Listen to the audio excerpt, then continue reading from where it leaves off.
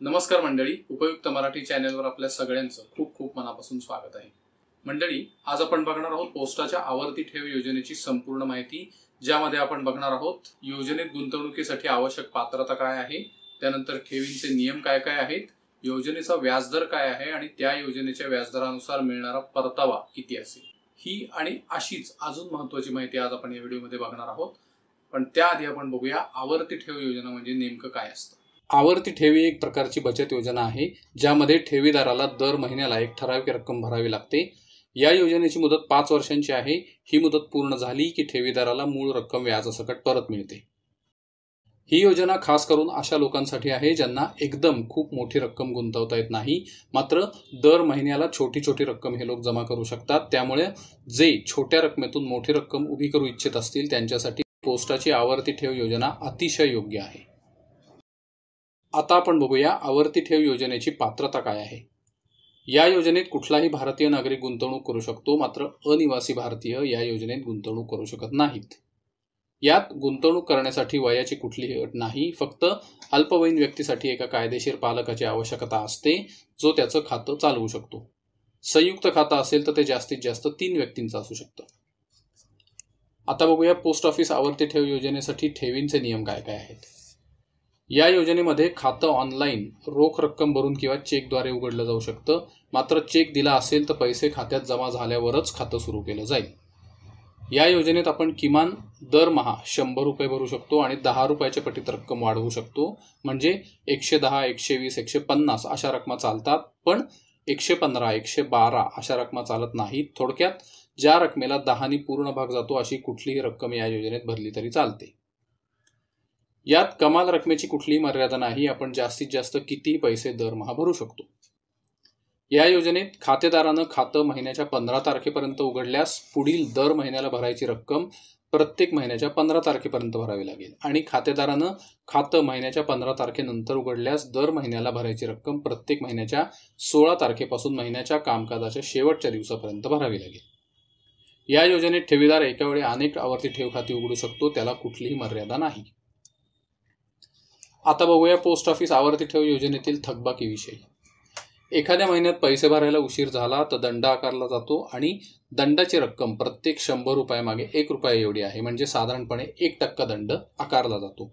तसंच जर कोणत्याही आवर्ती खात्यामध्ये थकबाकी असेल तर ठेवीदाराला प्रथम थकबाकी दंडाच्या रकमेसह भरावी लागेल आणि नंतर चालू महिन्याची रक्कम सुद्धा भरावी लागेल। उदाहरणार्थ, तुम्ही दरमहा 500 रुपये आवर्ती खात्यात भरत असाल आणि तुमचे एप्रिल महिन्याचे पैसे भरायचे राहिले असतील, तर मे महिन्यामध्ये पैसे भरताना एप्रिल महिन्याची थकबाकी 500 रुपये असेल आणि त्यावर नियमाप्रमाणे 500 रुपयांवरती 1% म्हणजे 5 रुपये दंड भरावा लागेल। म्हणजे एप्रिल महिन्याचे 500 रुपये अधिक दंडाचे 5 रुपये बरोबर 505 रुपये होतील आणि मे महिन्याची रक्कम 500 रुपये असे एकूण 505 रुपये अधिक 500 मिळून एकूण 1005 रुपये मे महिन्यात भरावे लागतील। सलग 4 महिने पैसे भरायला उशीर झाल्यास खातं तात्पुरतं बंद होतं, मात्र त्यापुढील 2 महिन्यांपर्यंत ते खातं पुन्हा चालू करता येतं। मात्र या कालावधीत खातं पुन्हा चालू केलं नाही तर खातं कायमस्वरूपी बंद होतं। आता बघूया पोस्ट ऑफिस आवर्ती ठेव योजनेतील आगाऊ रक्कम भरण्याच्या सुविधेविषयी माहिती। या योजनेचं एक वैशिष्ट्य म्हणजे ठेवीदार या योजनेत दरमहा पैसे भरण्याऐवजी काही रक्कम आगाऊ सुद्धा भरू शकतो आणि अशी आगाऊ रक्कम भरल्यास त्यावर काही प्रमाणात सूट दिली जाते।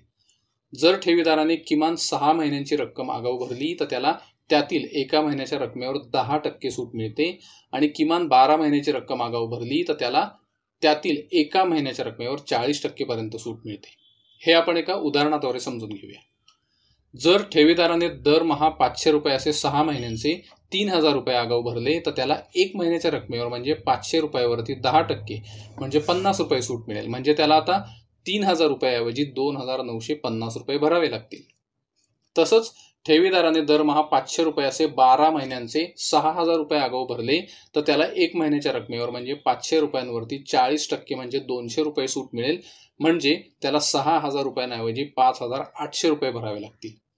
ही आगाऊ रक्कम खातं उघडताना किंवा योजनेचा कालावधी चालू असताना सुद्धा भरता येऊ शकते। आता बघूया पोस्ट ऑफिस आवर्ती ठेव योजनेतील ठेवींवर कर्ज मिळू शकतं का।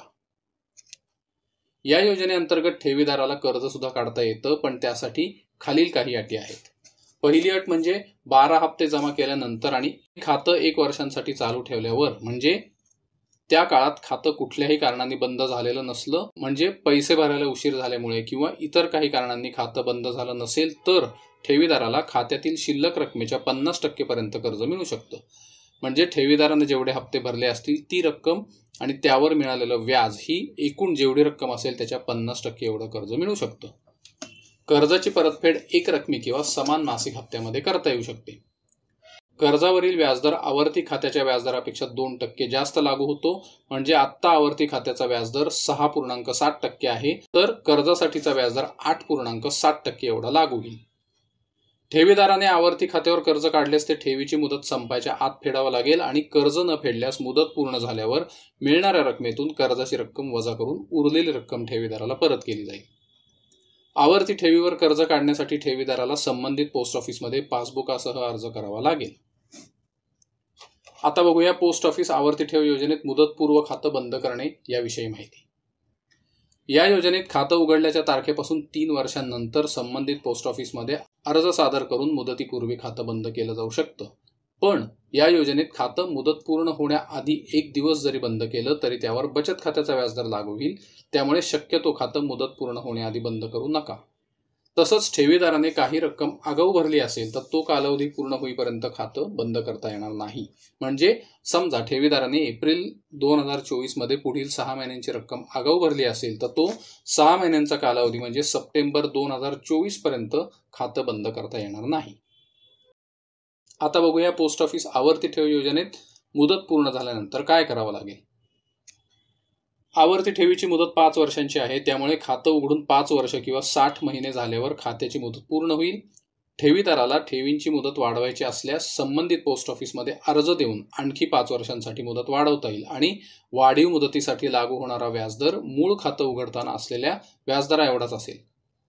मुदतवाढ केलेलं खातं विस्तारित कालावधी दरम्यान कधीही बंद केलं जाऊ शकतं. अशा वेळी पूर्ण झालेल्या वर्षांसाठी आवर्ती खात्याचा व्याजदर लागू होईल आणि 1 वर्षांपेक्षा कमी कालावधीसाठी बचत खात्याचा व्याजदर लागू होईल. हे आपण एका उदाहरणाद्वारे समजून घेऊया. जर ठेवीदाराने आवर्ती खात्याची मुदतवाढ घेतल्यानंतर 2.5 वर्षांनी म्हणजे 2 वर्ष 6 महिन्यांनी खातं बंद केलं तर त्या ठेवीवर पूर्ण झालेल्या 2 वर्षांसाठी आवर्ती खात्याचा व्याजदर लागू होईल. म्हणजे 6.7% व्याजदर मिळेल आणि पुढील 6 महिन्यांसाठी बचत खात्याचा म्हणजे 4% व्याजदर दिला जाईल. आता बघूया पोस्ट ऑफिस आवर्ती ठेव योजनेत ठेवींवर मृत्यू लाभ किंवा डेथ क्लेम मिळतो का. आवर्ती ठेव योजनेतील खातेधारकाचा दुर्दैवाने मृत्यू झाला तर खातेदाराचे नॉमिनी संबंधित पोस्ट ऑफिसमध्ये अशा आवर्ती खात्याची शिल्लक रक्कम मिळवण्यासाठी दावा सादर करू शकतात. तसंच या दाव्याच्या मंजुरीनंतर नॉमिनी संबंधित पोस्ट ऑफिसमध्ये अर्ज करून संबंधित खात्याची मुदत पूर्ण होईपर्यंत आवर्ती खातं चालू सुद्धा ठेवू शकतात. आता बघूया पोस्ट ऑफिस आवर्ती ठेव योजनेतील व्याजदर आणि व्याजाचे आकडेमोड. या योजनेचा व्याजदर 6.7% आहे आणि व्याजाची पद्धत तिमाही चक्रवाढ आहे. त्यामुळे जर तुम्ही दरमहा 100 रुपये गुंतवले तर तुमची गुंतवणुकीची रक्कम 5 वर्षांसाठी 6,000 रुपये होईल. त्यावर एकूण व्याज 5 वर्षांसाठी 1,137 रुपये मिळेल आणि परतावा एकूण 7,137 रुपये एवढा होईल. जर तुम्ही दरमहा 200 रुपये गुंतवले तर गुंतवणूक 12,000 रुपयांची होईल. एकूण व्याज 5 वर्षांसाठी 2,273 रुपये मिळेल आणि एकूण परतावा 5 वर्षांनी 14,273 रुपये एवढा मिळेल. जर तुम्ही दर महिन्याला 500 रुपये गुंतवले तर एकूण गुंतवणुकीची रक्कम 30,000 होईल. एकूण व्याज 5 वर्षांसाठी 5,683 रुपये होईल आणि एकूण परतावा 35,683 रुपये होईल. जर तुम्ही दर महिन्याला 1,500 रुपये गुंतवले तर गुंतवणूक 90,000 रुपयांची होईल. एकूण व्याज 5 वर्षांनी 17,049 रुपये होईल आणि एकूण परतावा 5 वर्षांनी 1,07,049 रुपये मिळेल. आणि जर तुम्ही 2,500 रुपये दर महिन्याला गुंतवलेत तर गुंतवणुकीची रक्कम 5 वर्षांनी 1,50,000 रुपये एवढी होईल.